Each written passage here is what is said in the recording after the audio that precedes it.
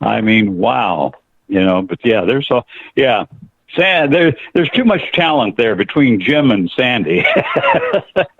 None of it rubbed off on me or you so far, I don't think, has it? Oh, well, gosh, I wish another lifetime I'll come back and really be able to do this. Yeah. Like, that's right. I'll tell you, let's get to Sandy right now. Road Angels, Sandy Carroll. Oh, wow, yes. Gil Anthony is my great guest. Thank you, Paul.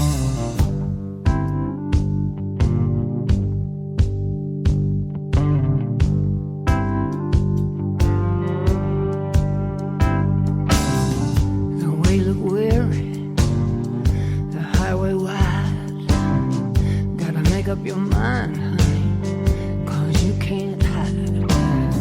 You pick your time, or it pick you. Now hold your head up, 'cause you know there's a few road angels, all got wounds on their wings. Road angels got wounds on their wings.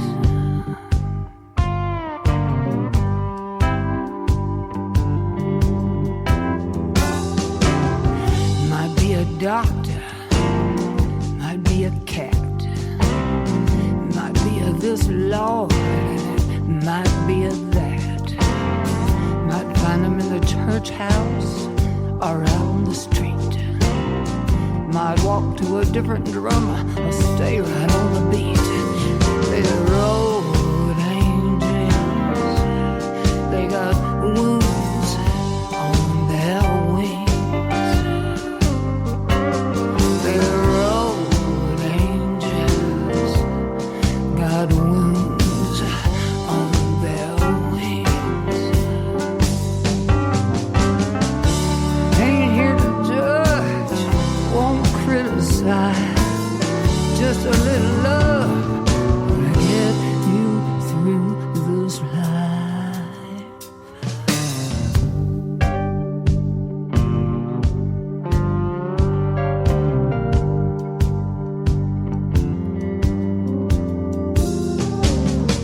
It might be skinny, it might be tall, it might not look like no angel at all. Might find them in Dixie or Timbuktu. Wherever they are, they're looking after you. They're the road angels. They wounded on their wings. They're the road angels. They all got wounds on their wings.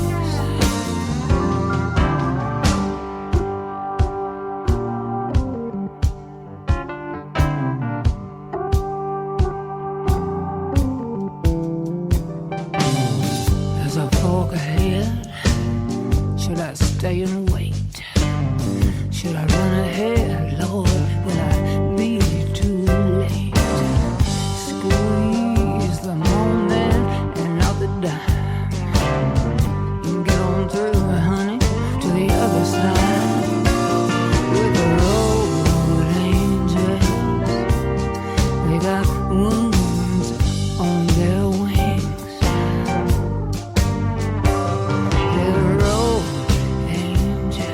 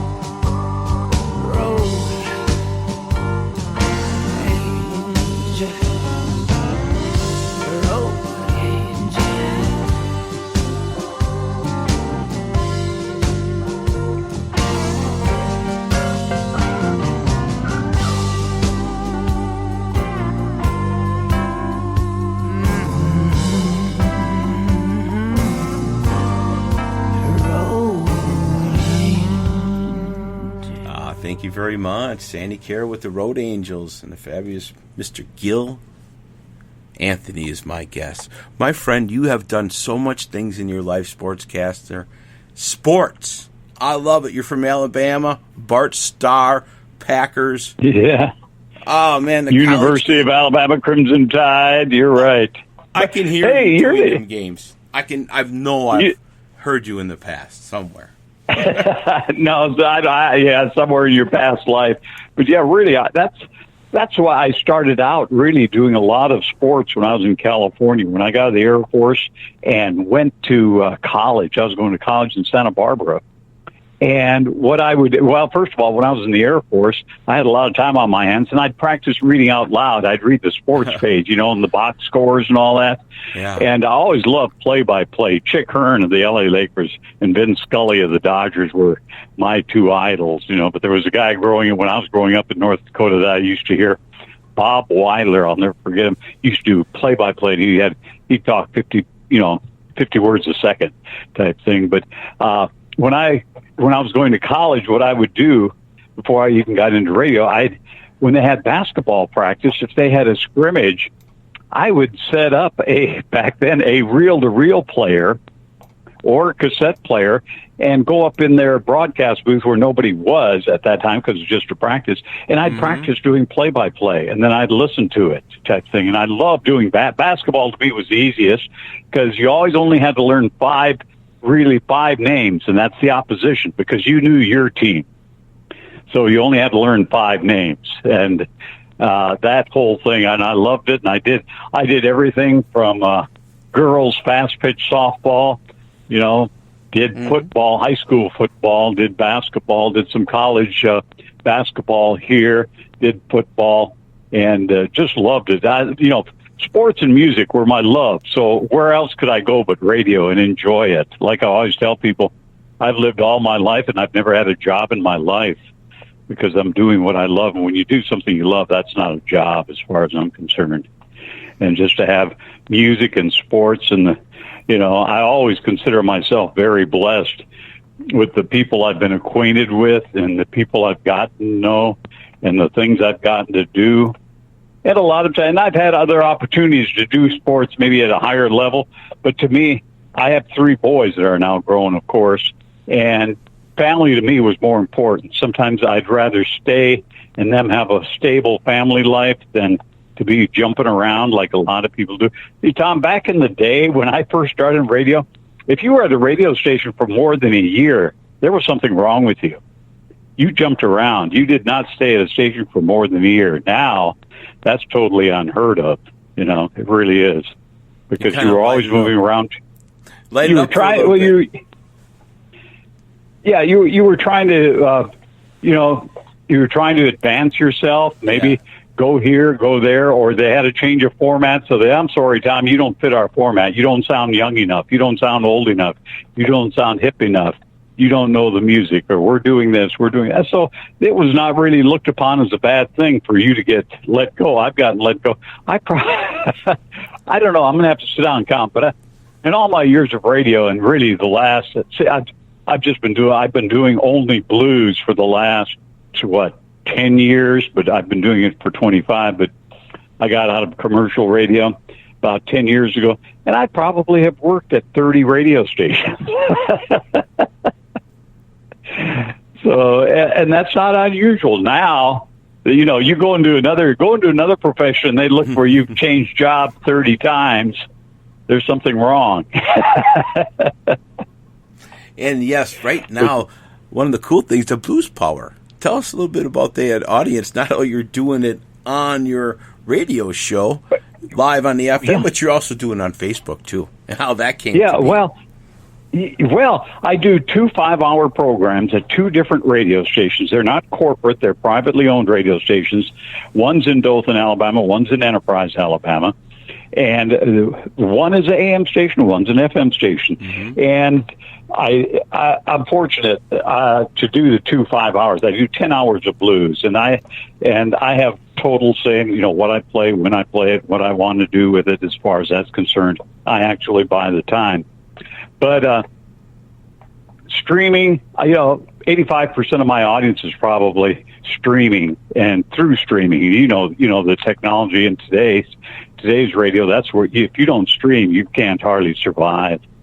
But what happened was, in fact, it'll be 3 years ago, I think in January, maybe 3 or 4, I'm not sure, I've lost track of time.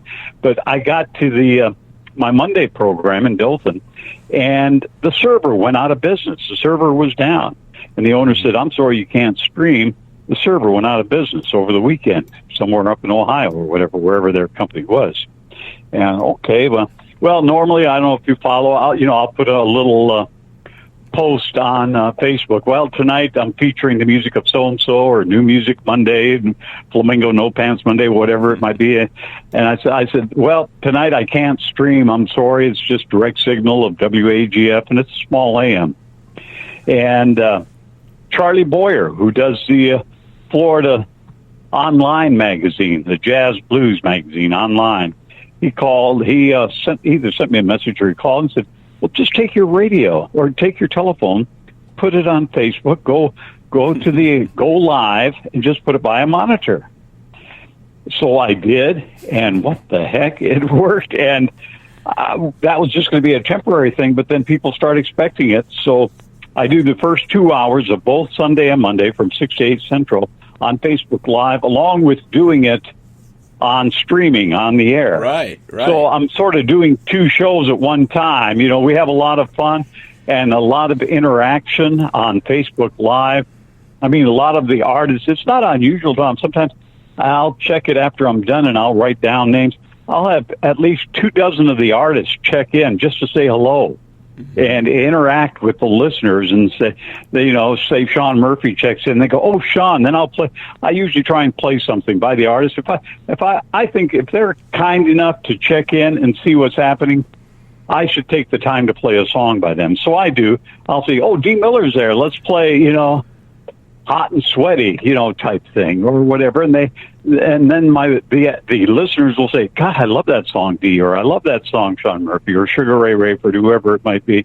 And they go, thank you. And then they sort of interact and they become more aware of the artist's music. And I think it's beneficial on both ends, the listener and the artist, because, you talk about Sandy Carroll. Sandy would come on and we'd play Somebody's Gotta Dance, and people would really get into it. I put the flamingo glasses on, Yes. and just to make a total fool out of myself. And I don't mind that. I always say, some people say, my gosh, I can't believe you did it. Hey, I said, hey, look, if I can put a smile on your face, I've done my job.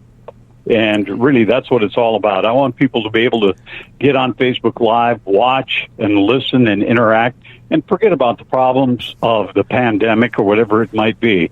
Just those 2 hours, get them away from everything else and bring a smile to their face, get them to interact with their blues family. A lot of the artists, this is they're waiting for it because they can interact with all their other blues people.